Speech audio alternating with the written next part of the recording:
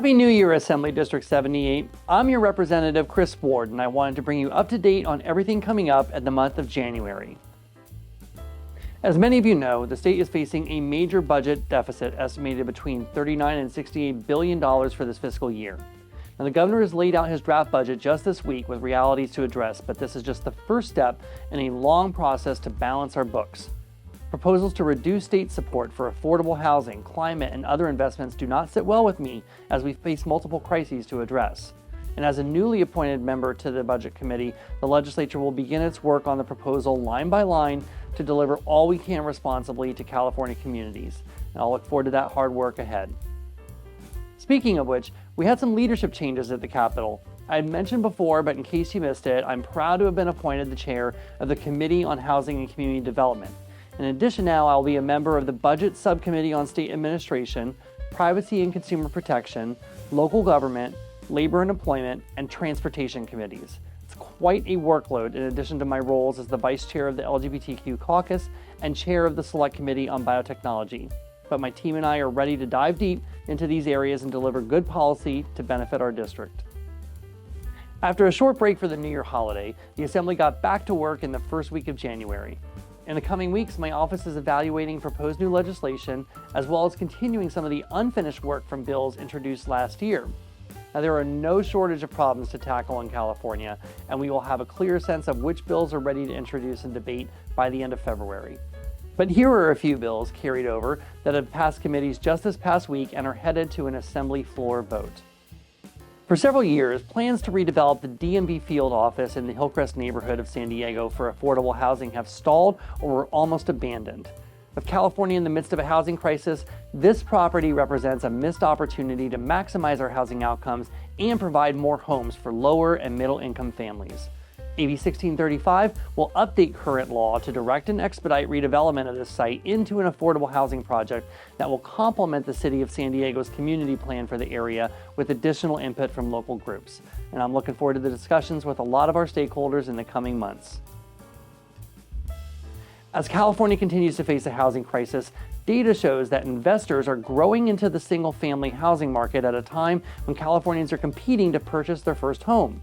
This rapidly expanding trend of build-to-rent communities is facilitated by discounted bulk sales before they are even listed, undercutting the opportunity for home ownership and prioritizing housing stock onto Wall Street equity sheets.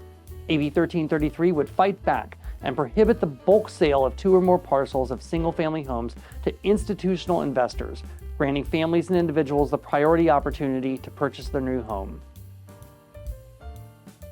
Last week, I presented AB 1316, which I've jointly authored with Assemblymember Irwin to the Assembly Health Committee, where it passed unanimously.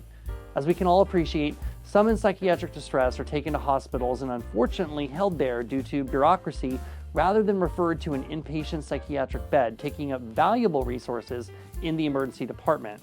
In fact, more than 25% of those presenting with severe psychiatric conditions are in the emergency department for more than 3 days, if they are well enough to discharge, where some fall into the streets.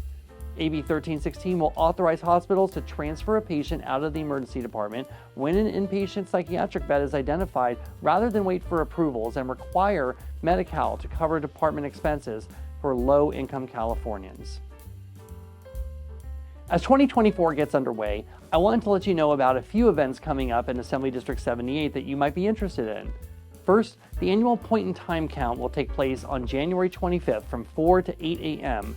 They are calling out for volunteers. We All Count is a one-day snapshot of the minimum number of San Diegans living in shelters and transitional housing and on our streets or in our canyons or along riverbeds. It's important to get this count right to help us qualify for federal assistance, so if you'd like to register, you can join us at the link below.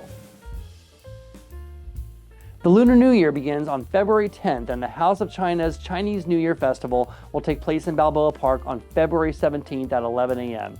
You can find more information and RSVP at the link below. My office will also be hosting the webinar Conversations with the Controller with State Controller Malia Cohen. As our Chief Fiscal Officer of the world's 5th largest economy, she and I will discuss how the State Controller's Office protects the state's financial resources and programs available to you, like accessing unclaimed property and more. Mark your calendars for February 13th at 5:30 p.m. and you can register at the link below. As always, I wanted to thank you for your support. I'm grateful to be your representative and work on these issues and more. One of the best ways to stay informed is to follow my social media accounts where you can know in real time what developments are happening or what I'm working on every day. And if you need any assistance, please know that my district office staff is available and ready to serve or answer any questions that you may have.